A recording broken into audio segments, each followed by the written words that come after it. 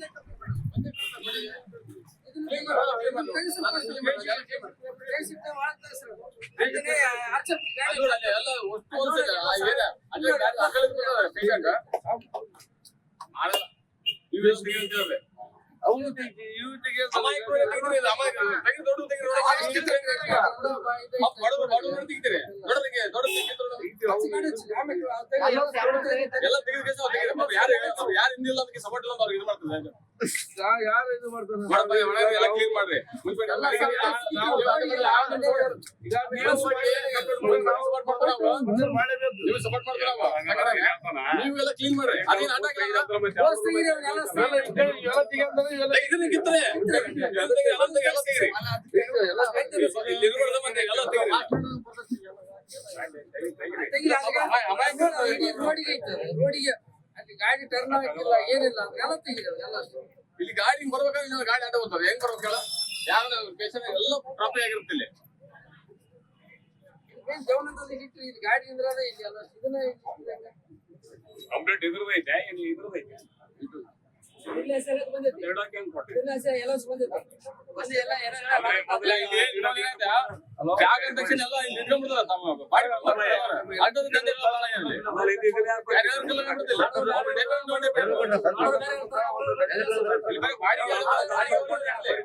ಯಾರು ಸ್ವಂತ ದುಡಿಯೋದ ಯಾವಾಗ ನೋಡ್ತೇವೆ ನಾವು ಸಣ್ಣ ನೋಡ್ತೇವೆ ಎಲ್ಲ ಬಾಡಿ ಕೊಡೋದು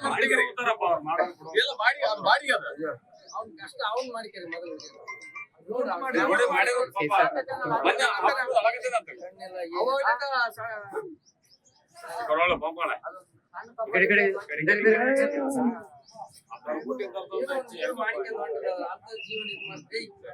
ಗಾಡಿ ತಗೊಂಬರ್ರಿ ದೊಡ್ಡ ಗಾಡಿ ಹಚ್ಚಿಕಟ್ ಮೊದಲ